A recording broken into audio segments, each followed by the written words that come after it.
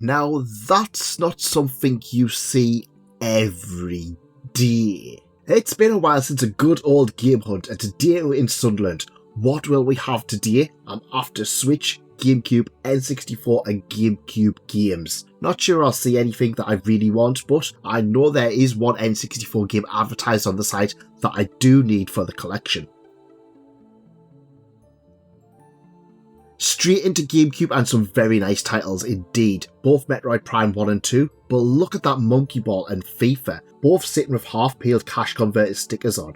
You know, I actually think those have been stuck on the R2.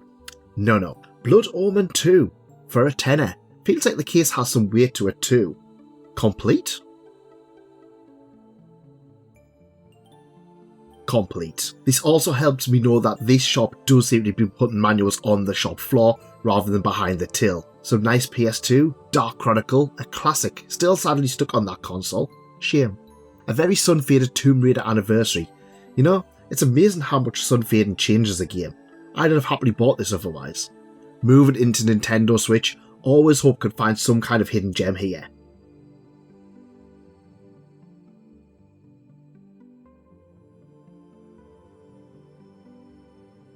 Now, one thing you do need to watch out for with Switch 2 games, CX actually put the price sticker right over the little game key card logo.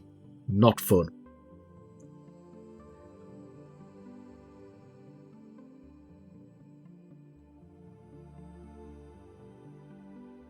Not a huge amount I'm seeing that I really need. Both Layton and Miitopia I do want to add to the collection eventually. Now, Miitopia is a Switch port of a 3DS game, and one that has evaded me on both consoles. While I once collected for the 3DS, that's pretty much complete for me now. I never did pick up the Switch version either. It's on my list. What do you guys think? Worth picking up? No Man's Sky, the last big overhyped game I went in blind for, and to me, did irreversible damage on trying new IPs that again, insane hype prior to launch. Did it have an effect on you guys? I know a few people who felt they were really conned by it. I heard it's good now though. A lot of the usual Nintendo Switch games, nothing really jumping out for me.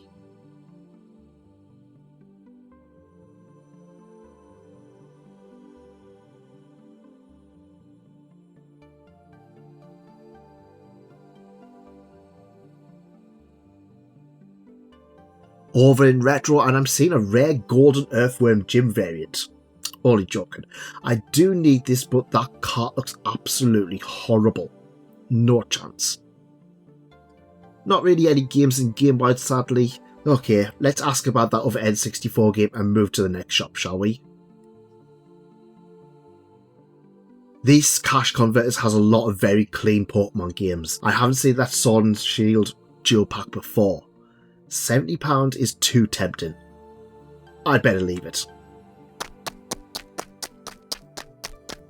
Game is always in the back of Sports Direct, but honestly, these shelves look full of Switch goodness. You can sometimes find some really great titles on market here for good prices. Annoyingly, they put the code in the box games amongst the physicals, and the prices are on the back of each box. Donkey Kong Country Returns HD. Now, I own this on the Wii and the 3DS, but never bought it on the Switch. I do need to pick it up. Have you done so yet? Is it worth picking up on the further console? I know there's a Dixie one now.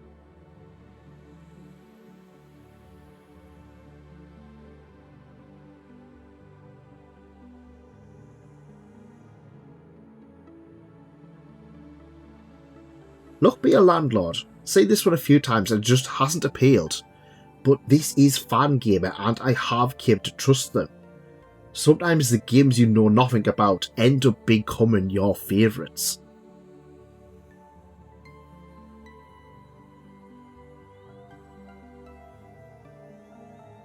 Yu-Gi-Oh! Another collection set. I do want more of these, but it needs to be new as I want the cards included.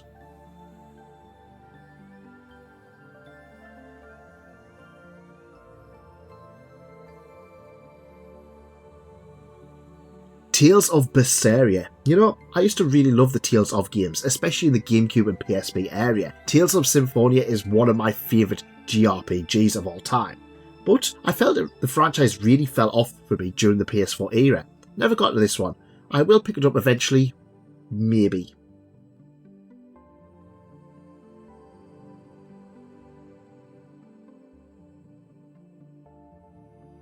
Indiana Jones and the Great Circle. Now, the only actual physical version for this one is the Switch 2 version, and apparently it's a bit of a wonder port.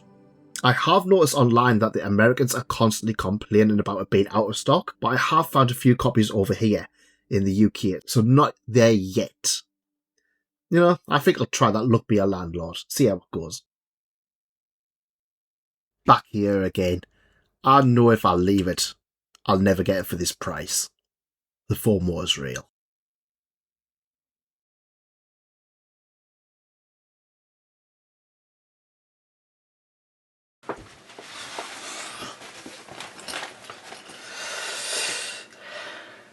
Oh, always nice to have a cup of tea first. Perfect. An incredible haul just by going out to a local town and just seeing what's there. So, N64, I got 2 additions to the collection. Now, one was on screen and one was off screen. And the first one we're going to talk about is Hydro Thunder. Now, this is a game that I keep seeing pop up time and time again. It wasn't one that I was kind of like urgently needing, but now I'm trying to get that final 50 games and have this N64 collection done. This one popped up, local CX, very nice condition. I'm more than happy to try it. Honestly, I'm going to be honest, for some reason I thought this was a tie-in to that Hulk Hogan series from the 1990s. Don't know why. Don't know why my nostalgia kind of linked them two together. Maybe it's the fact it was both Hydro Thunder, or maybe it was the one Thunder something, and they're both about speedboats. Now, this is a speedboat game, and honestly, not much is going to come close to Wave Race, but I've had a little go of this one, and it's pretty darn acceptable. One of those games where you don't mind paying a little bit here and there, and having a pretty good deal with it. This one is one that, to get boxed, is fairly expensive, and it almost never pops up, which has retroactively made this one quite expensive on the aftermarket. A CEX deal though, I'm not going to complain. So, also N64, you guys saw the state of that Earthworm Jim 3D. Pretty much yellow as the sticker itself. Fortunately, however, Washington CX also had one in stock. I went up to there and so much difference, so much nicer quality. Let's see, that's the back of it is a little bit kind of ripped off, but at the end of the day, it's for personal collection. I'm not going to complain about it. This is one of those ones where, over the course of the last few months, ever since the Analog 3D came out, this one has went up quite a little bit in price, annoyingly. But it's not really a good game. Fortunately, this means that I've actually owned all of the bad N64 games. Huzzah! And yeah, I'm not going to... Am I going to complain about that? It's an accomplishment whatsoever. Yeah, this is one of those ones. Earthworm Jim 1 and 2 are absolutely fantastic. Earthworm Jim 3D, not so great. It is what it is, really. It's one of those ones where you kind of have to play it just to kind of realise how bad and how much of a departure it is compared to the other two. Next up is GameCube, and honestly, GameCube's one there I'm still trying to decide whether to go for a full collection for. I have started buying a few titles here and there if I kind of just see them and I think, oh, that might be harder to find later on. But I'm still trying to go for the good titles, or the games that I would actually consider playing first. And this is a game that I would consider playing. And I picked it up from CX. It's not a rare one, it's not really uncommon.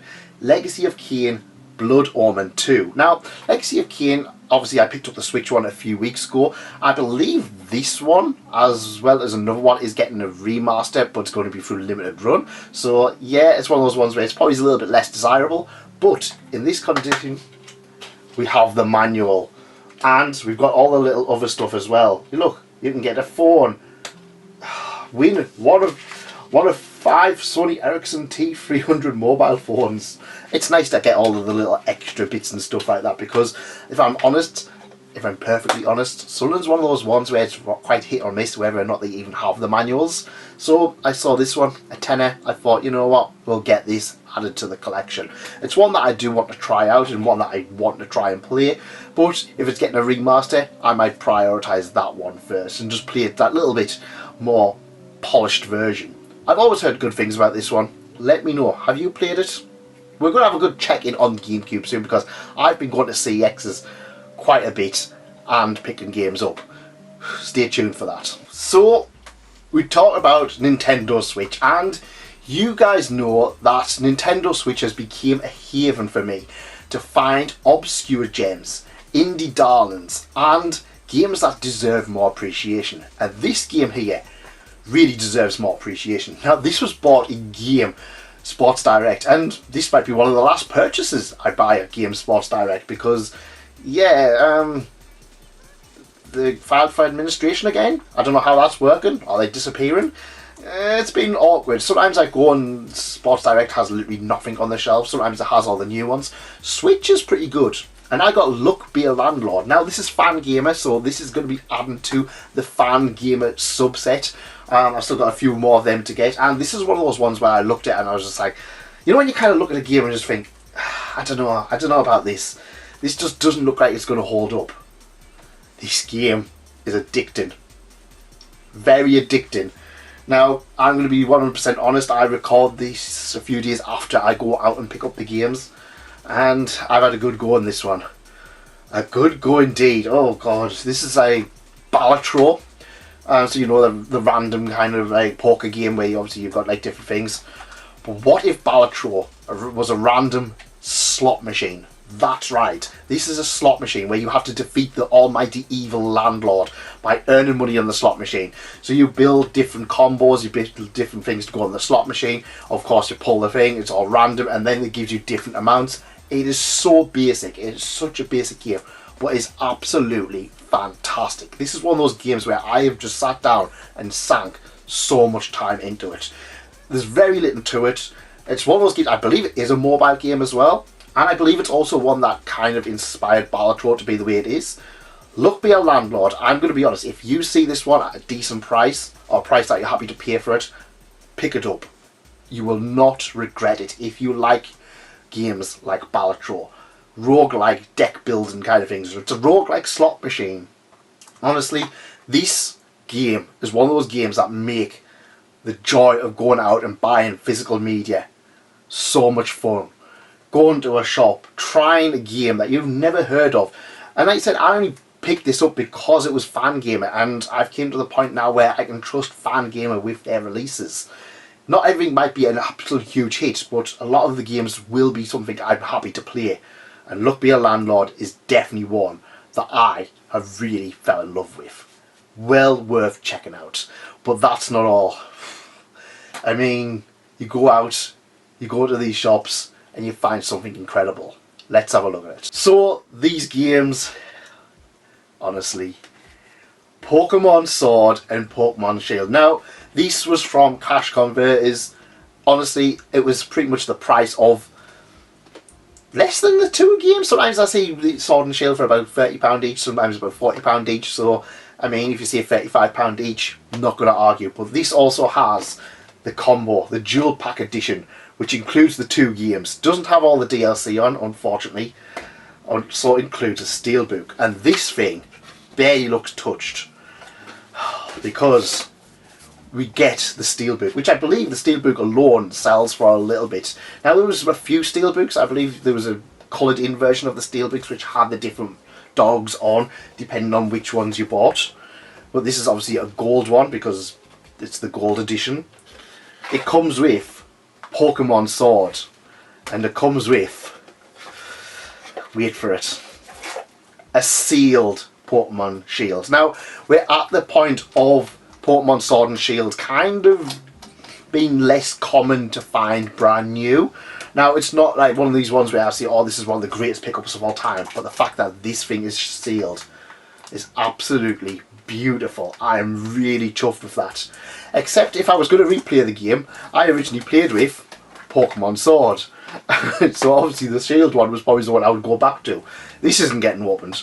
I'm going to have to look into it because I now own 2 copies of Pokémon Sword, and I am wanting to eventually get the editions with the DLC on. So I might have to sell my other copy of Pokémon Sword. I think you still get about 25-30 quid for it. So yeah, that'll go towards maybe a bigger game. There's a few other games on this shelf which are upgraded to Switch 2 editions, or I've getting further editions, and don't really need kind of like 3 copies of the same game.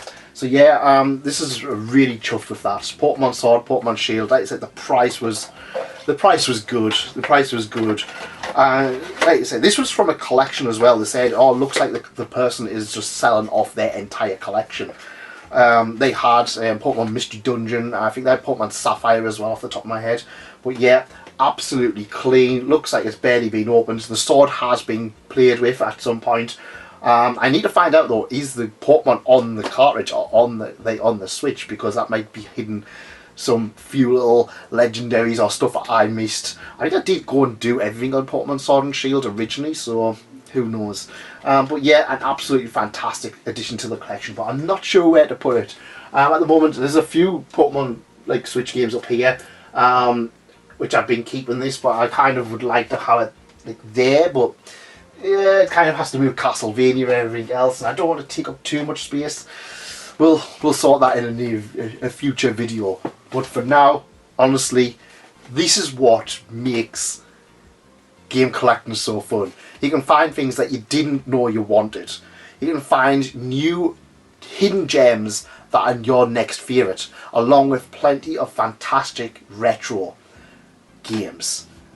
It's going to be horrible in 20 years' time when physical media has been decimated and you're struggling to find anything whatsoever. I'm really going to miss that. But for now, we're going to continue on the hunts and find some absolutely incredible additions to the collection.